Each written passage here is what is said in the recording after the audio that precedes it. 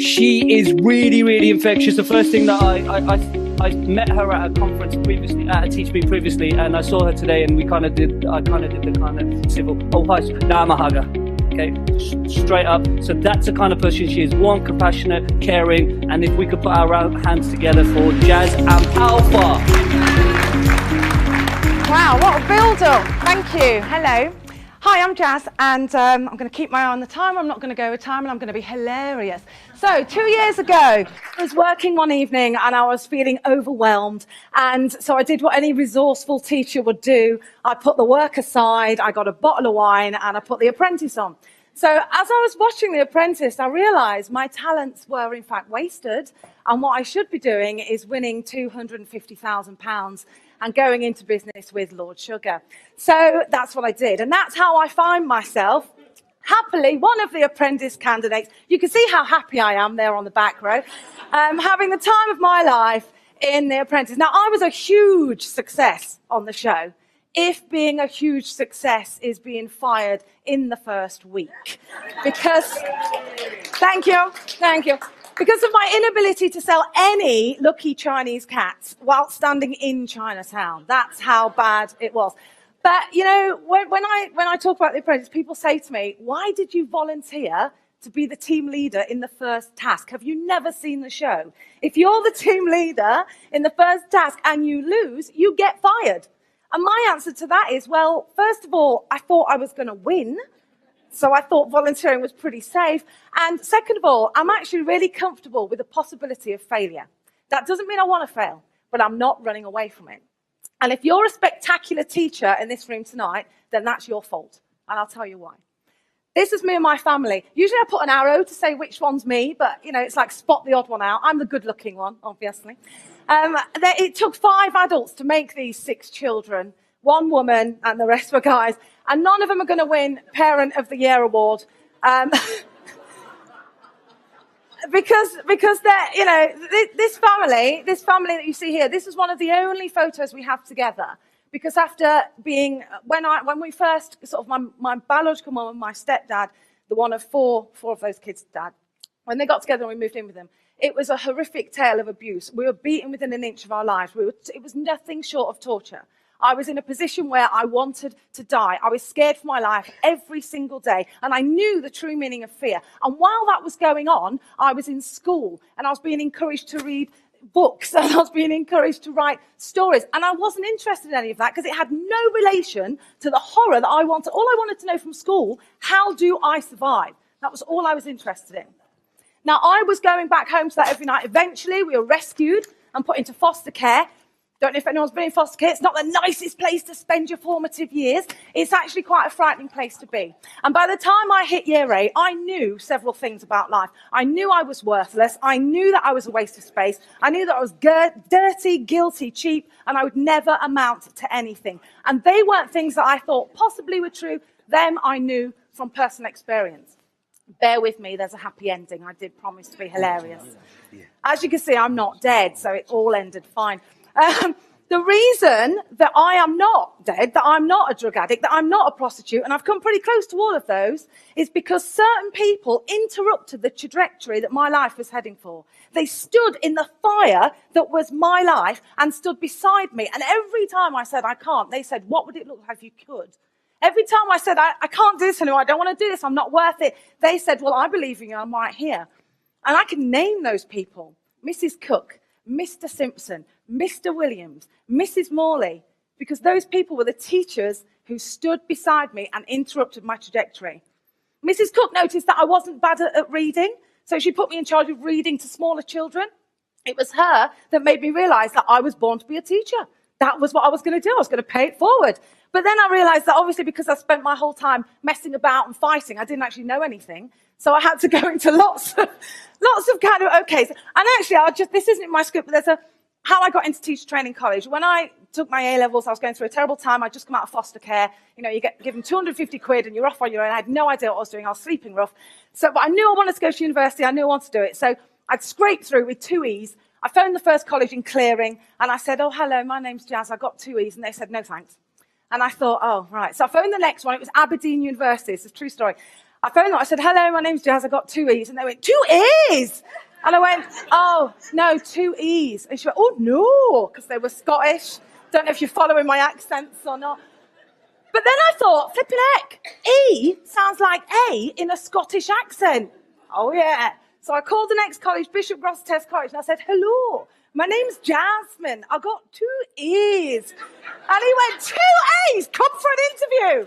I was like, yes. And I put the phone down.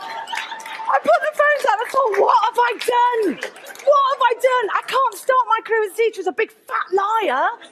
So I went for the interview and I thought, I'm going to be totally honest when I get there. I sat down and he said, you're from Broxtowe Estate in Nottingham. I said, yeah. He said, well, most people don't finish school there. They tend to get pregnant at about 12 and drop out. How are you here? I said, let me tell you a story. So I told him about my past and my trajectory and how teachers and blah, blah, blah. And then at the end I said, oh, by the way, I lied. I've only got 2 E's, not 2 A's. Is that okay? and he said, he went quiet for a minute. He said, I'll make you a deal. If you promise to be more authentic, I promise to get you a place at this college. And that's why I'm standing here today, being authentic and talking about stuff that is not comfortable for me. I don't want to tell you about how I'm a big fat failure on The Apprentice. I don't want to talk about my horrible past. But actually, it's all part of the story. Because the reason those teachers saved my life, the reason I'm standing here now is because I got really clear about what's my why. Why am I doing this? And that's especially in teaching, whether it's you're planning literacy, whether it's you're planning your journey into leadership, or whether you're actually just wanting to have a life outside teaching, we need to get really clear on our why. So these are the 3 reasons why we don't achieve what we're looking for, why we don't get there. These 3 words, that guy who said, what words do you hear in your students here? What words do you say yourself when you're getting ready, your kids ready for school in the morning? That encouraging talk you give to your children to make them positive, like, Get your coat on, put the cap down, get your book bag, all that stuff. So this was my language when I was young. Can't, don't, and won't. And these 3 things are tied into. Can't means you haven't got the skills yet. Not you haven't got the skills, but you haven't got the skills yet. What would it look like if you could? What do you need to turn your can't into a can? Don't is about expectation. And we have this ourselves, don't we? We expect to do well, don't we? We have high expectations. Or is it hope? Because you don't get paid 40 grand a year to hope that your kids do well. Expectation is different to hope, and we need to get on the right side of that. And won't is about mindset and all the fabulous stuff that we talk about in growth mindset. So I've got a question for you. I just want you to put your hands up if you are a success. Hands up so I can see. Okay, that's not very good, because not everyone has their hand up, and the ones who do were too slow. So what I want you to do, obviously the ones who haven't got their hands up are total failures, that's good. So what I want you to do is turn to the person next to you and tell them, because a success is just someone who failed and got back up. Yeah, that's the definition of success. So turn to the person next to you and tell them a time when you had an epic failure, but you didn't die. Go.